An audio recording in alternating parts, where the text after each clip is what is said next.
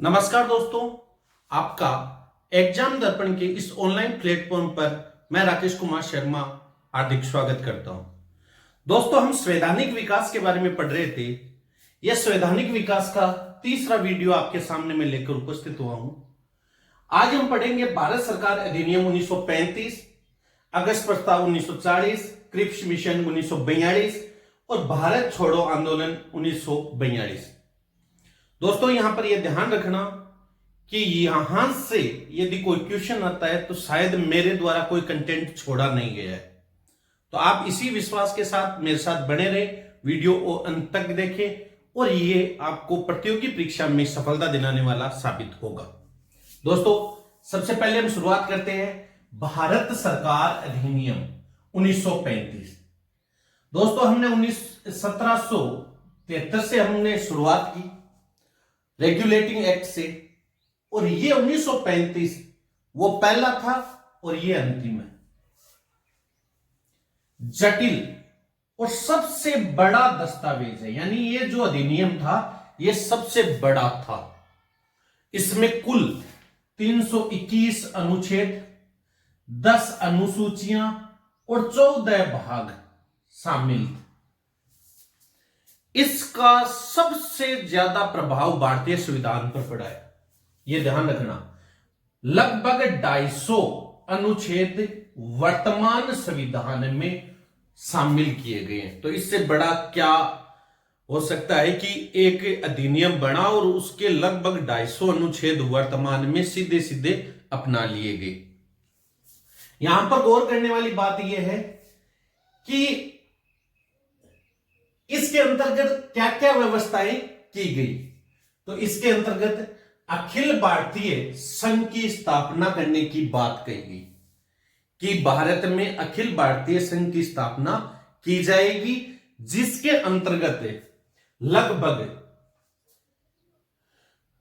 11 British प्रांत,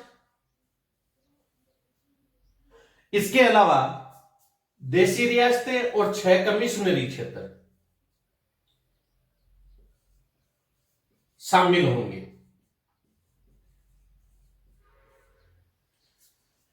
प्रांतीय स्वायत्तता, प्रांतों को विधि बनाने के लिए, कानून बनाने के लिए स्वायत्तता दी गई। ऐसे जो द्वैध शासन था उसका अंत हो गया। कहां पर है? प्रांतों में जो द्वैध शासन था उसका क्या हो गया? अंत हो गया। प्रांतों को क्या दे दी गई? स्वायत्तता दे दी गई। केंद्र में द्वैध शासन है, केंद्र में द्वैध शासन हो गया। इसके अंतर्गत एक कार्यकारिणी, जो वायसराय की कार्यकारिणी थी, वो ब्रिटिश पार्लियामेंट यानी भारत सचिव को रिपोर्ट करती थी, और एक कार्यकारिणी थी जो सुरक्षित विषय थे वो तो कहां हो जाते थे, वो तो सुरक्षित विषयों पर जो भी विधि का निर्माण होता था वो विधि निर्माण और उसकी रिपोर्ट ब्रिटिश पार्लियामेंट में भारत सचिव को सौंपी जाती, और जो हस्तांतरित विषय थे उनके जो रिपोर्ट की जाती थी वो विधानसभा यानी निम्न सदन को की जाती थी। तो इसमें केंद्र में क्या हो गया? द्वैध शासन लागू हो गया। इसी समय यह ध्यान रखना, संघीय न्यायालय की स्थापना कर दी गई। संघीय न्यायालय की स्थापना कब की गई? 1 अक्टूबर 1937 को इसने कार्य प्रारंभ कर दिया गया। इसकी स्थापना 1935 के अधिनियम में व्यवस्था की गई।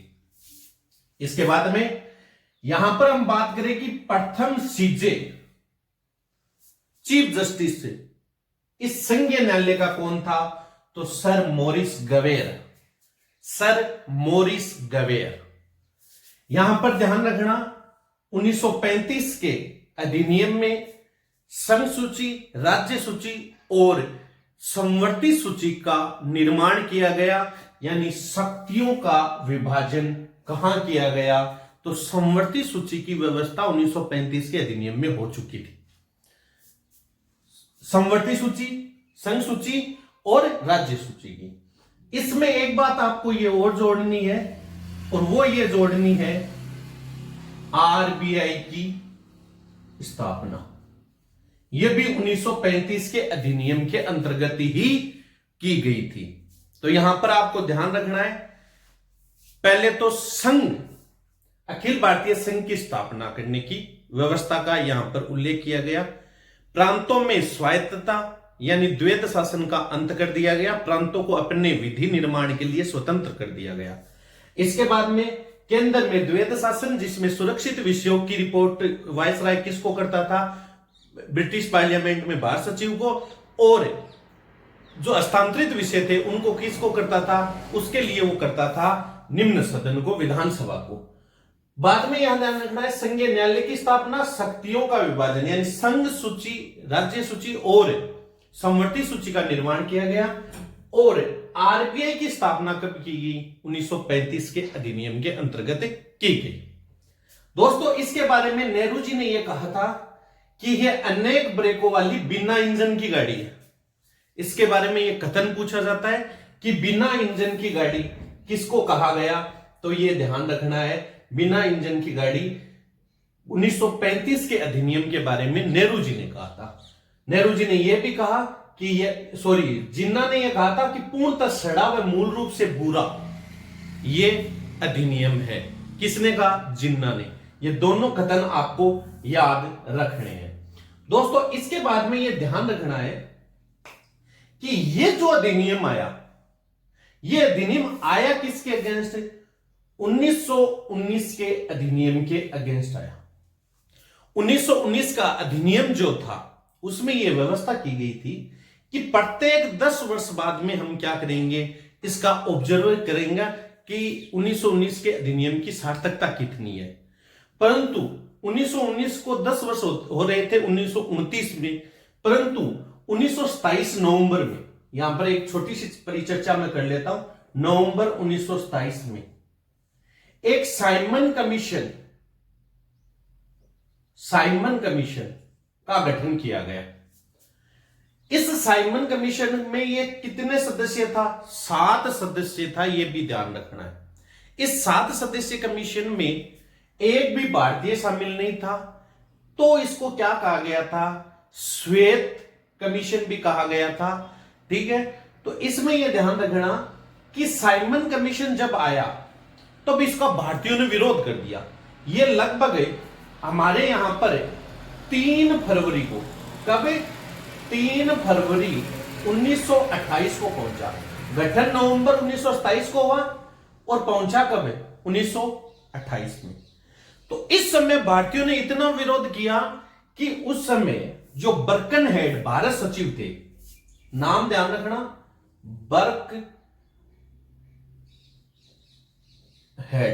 बर्कनहेड, इसने यह कहा कि भारतीयों को ये जब हमारे कोई भी कमीशन आते हैं इन पर कोई विश्वास नहीं है, तो भारतीयों की यदि कोई हिम्मत है तो बना लो संविधान। इस चैलेंज को एक्सेप्ट करने वाला था पंडित मोतीलाल नेहरू। इसने इसको एक्सेप्ट किया और इन्होंने 10 अगस्त 1928 को संविधान जो भारतीयों के द्वारा निर्मित था उसकी रिपोर्ट पेश की। ध्यान रखना, साइमन कमीशन 1928 में आया, किसकी, जो प्रांतों में द्वैध शासन था उसका असफलता, यानी 1919 के अधिनियम की असफलता के कारण उसको 1927 में ही आना, गठन हुआ नवंबर 1927 में, और फरवरी 1928 में यह आ गया। आने के बाद में भारतीयों ने इसका विरोध किया, साइमन गो बैक के नारे लगे। तब यहां पर बर्कनहेड जो भारत सचिव था उसने यह चैलेंज किया कि भारतीय बनाकर दिखा दे, भारतीयों में हिम्मत है तो।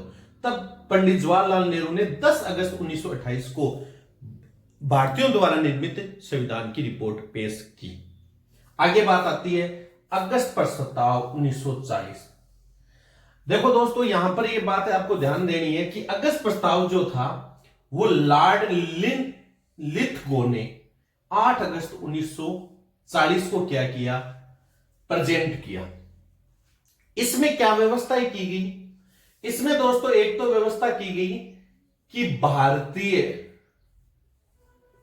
भारत को क्या है, उपनिवेश बना देंगे, स्वतंत्र उपनिवेश। ठीक है। दूसरा, भारतीयों को खुद की कार्यकारिणी बनाने का अधिकार होगा, यानी वायसराय की कार्यकारिणी में भारतीय शामिल होंगे और अपना नियम बनाएंगे। ठीक है। इसके बाद में यह कहा गया कि भारत की स्वतंत्रता के बारे में भी विचार किया जाएगा, क्योंकि यह टाइम था, वो कौन सा टाइम था, यह टाइम था सेकेंड वर्ल्ड वॉर का। तो इस समय भारतीयों को क्या है, इसमें शामिल किया जा रहा था। इससे पहले एक क्या बात आती है, 1937 में एक आम चुनाव करवाए जाते हैं 11 प्रांतों में। उसमें 6 प्रांतों में क्या होती है, कांग्रेस की सरकार बनती है और 5 में स्पष्ट बहुमत से बनती है। परंतु सेकेंड वर्ल्ड वॉर में जब भारतीयों को शामिल कर लिया जाता है, तब उन सरकारों से वो इस्तीफा दे देते हैं। और इस्तीफा इसलिए दे देते हैं कि साहब, हमारे को न तो युद्ध का उद्देश्य बताया गया, युद्ध के बाद में भारतीयों को क्या मिलेगा ये नहीं पूछा गया, और भारतीयों की सहमति नहीं दी गई। तो यहां पर इसमें क्रिप्स, ये जो अगस्त प्रस्ताव है, इसमें एक व्यवस्था यह भी कही गई कि युद्ध समिति का गठन किया जाएगा।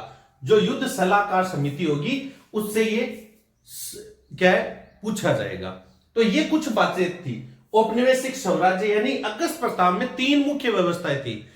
वायसराय की जो कार्यकारी परिषद थी उसमें भारतीयों को शामिल किया जाएगा, युद्ध समिति के बारे में सलाह ली जाएगी, और इसके अलावा औपनिवेशिक स्वराज्य की स्थापना के लिए प्रयास किया जाएगा।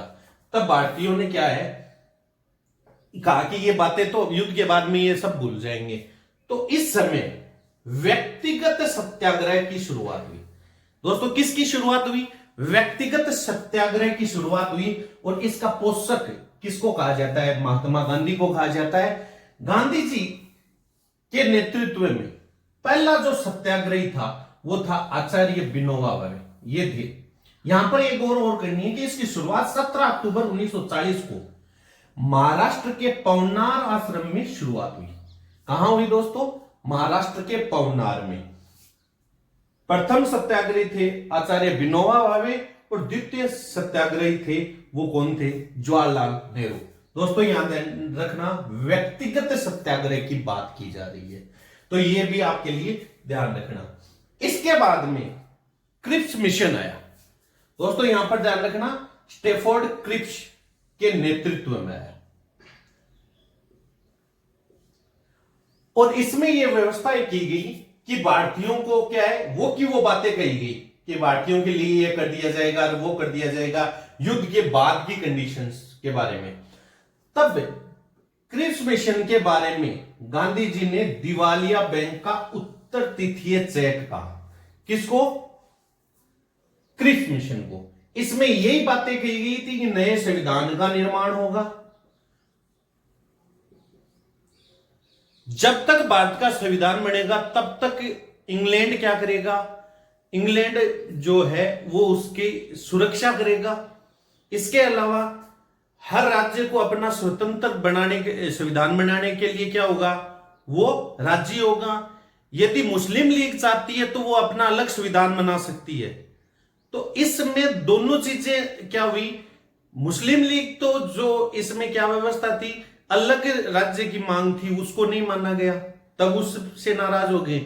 और ये अलग अलग राज्यों को अलग अलग संविधान बनाने की जो छूट मिल रही थी, तो भारतीय जो कांग्रेस थी उसने ये सोचा कि इससे क्या है, विभाजन के बीज बोए जा रहे, तो इसको पूर्णतया नकार दिया। और गांधी जी ने इसको क्या कहा, दिवालिया बैंक का उत्तर तिथीय चेक कहा। दोस्तों इन सब के बाद में 1942 में भारत छोड़ो आंदोलन, इसकी शुरुआत हुई, और यह बहुत ही महत्वपूर्ण कदम था। इसमें यह ध्यान रखना कि 8 अगस्त 1942 को अखिल भारतीय कांग्रेस कमेटी के द्वारा इसका अनुमोदन हो गया। दोस्तों यह प्रस्ताव पारित हो गया था 14 जुलाई को ही 1942 को। भारत छोड़ो आंदोलन का प्रस्ताव पारित 14 जुलाई 1942 को हुआ था। ये जो कांग्रेस कमेटी के द्वारा अनुमोदन कब हुआ, 8 अगस्त को। कहां हुआ, मुंबई के ग्वालियर टैंक मैदान से। और इसकी शुरुआत कब हो गई, 9 अगस्त 1942 को। कब हुई दोस्तों, 3 डेट याद रखना, 14 जुलाई, 14 जुलाई 1942 को प्रस्ताव पारित हुआ। प्रस्ताव रखा किसने? प्रस्ताव रखा जवाहरलाल नेहरू ने।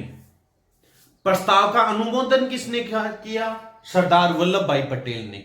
तो प्रस्तावक और अनुमोदक आजकल क्वेश्चन बहुत तरीके से पूछे जाते हैं। तो प्रस्तावक कौन था? जवाहरलाल नेहरू। अनुमोदक कौन था? वल्लभ भाई पटेल।